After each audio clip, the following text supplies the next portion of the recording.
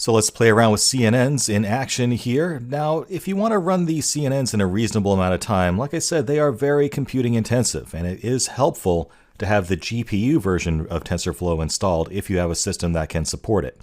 You don't have to do this. You can just run these CNNs without a GPU, but it will take about an hour for that to run. So if you actually want to run these and not have to go to lunch while you're waiting for it to finish, you might want to take a look at installing TensorFlow with GPU support. And the way you do this is going to vary depending on what version of TensorFlow you're using and what platform you're on. So I've navigated to the Install tab here at tensorflow.org. And for me, I'm on the Windows platform, so I can just hit on Windows here. And this will tell me what to do if I want to install TensorFlow with GPU support. The main difference is that you're going to install the TensorFlow-GPU package instead of just TensorFlow. And you can install this on top of TensorFlow too. However, there are prerequisites. First of all, you have to have an NVIDIA graphics card that's relatively modern. It has to have Compute Capability 3. Anything you've bought in the past couple of years should definitely have that.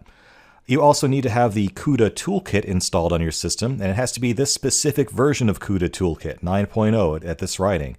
And that version is going to change as different versions of TensorFlow get released. So very important to use the specific version here that they're telling you to install on the TensorFlow installation page here.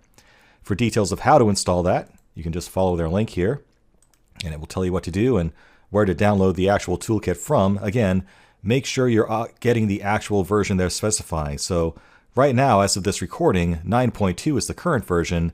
It won't work with 9.2. It has to be CUDA Toolkit 9.0 according to their instructions. So I have to go find the legacy releases here to find an older version of it.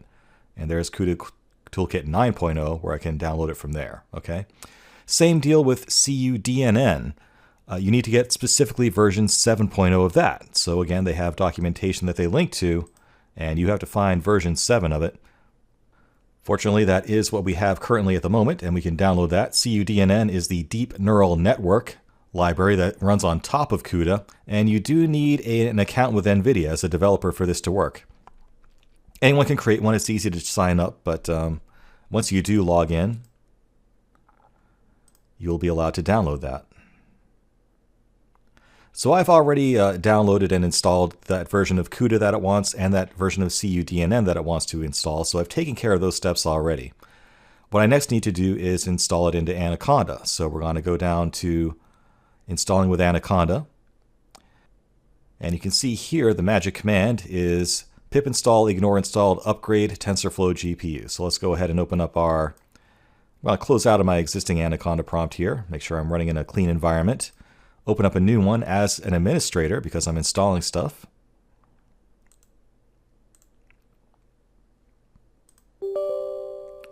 Yes.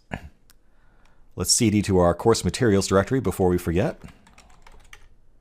And let's go ahead and do pip install -- ignore -- installed -- upgrade TensorFlow GPU. And again, don't do this unless you're sure you have all the prerequisites in place. You need that specific version of CUDA, that specific version of CUDNN, and a video card and modern graphics drivers to support it.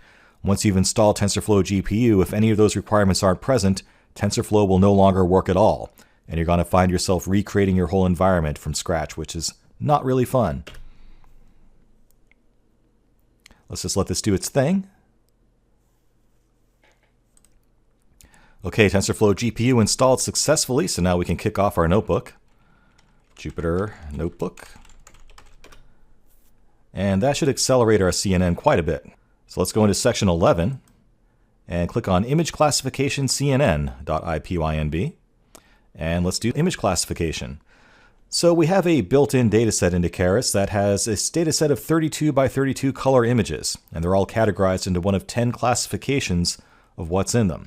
And these are very small images, so this is kind of a challenging problem. Now for now, we're just going to show that this can work, and later on we're going to come back to this example and make it more efficient, but for now let's just see if we can get a result out of it.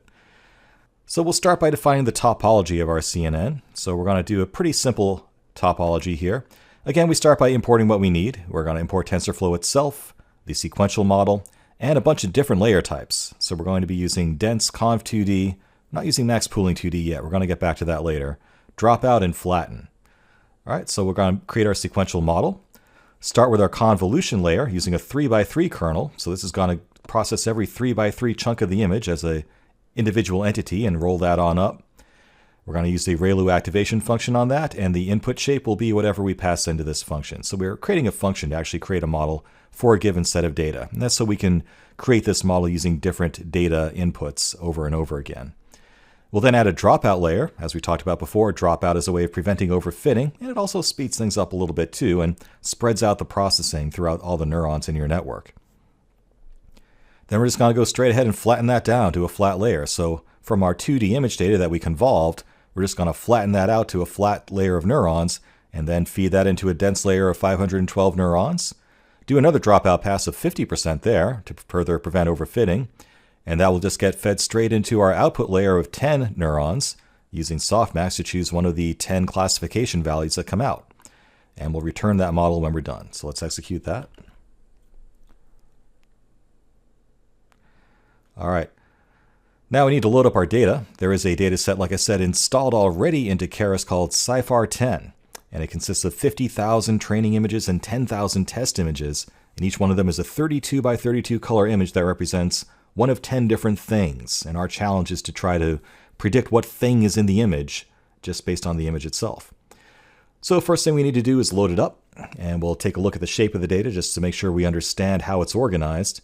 And then we'll take a look at one of the labels as well and convert all the labels into one hot format. So again, as we're training this neural network, the outputs aren't going to be nice little classification numbers that range from 0 to 9. They're going to be a set of neurons that are normalized using softmax so we can choose the right category. So we need to convert our label data into one hot format so that we get zeros in the categories we don't want and ones in the categories we do want in order to train our neural network properly. So the overall shape of our training feature data is 50,000 images with 32 by 32 pixels in each image and 3 color channels. That's what that means. So our data is organized. In one dimension we have 50,000 images, and then we have an X dimension of 32 and a Y dimension of 32 for each image. And each one of those pixels contains in itself 3 color channels, one for red, one for green, and one for blue. And if we break this down, we can see that XTrain shape 0 is 50,000. That's the number of overall entries in the training data. And then in the test data, we have 10,000 images. So exactly what we expect there. As a test, we'll print out the very first label in our data set in the test data set. It is 3, and after it's one hot encoded, it ends up looking like this. Again, we're counting from 0 in this example. So 0, 1, 2, 3, that's where the 1 exists in our input, one hot encoded input there. So always good to get a good intuitive feel of the data that you're dealing with, because again, half the problem is usually just preparing your data and making sure that it's in the right format you need and that it's properly normalized and all that.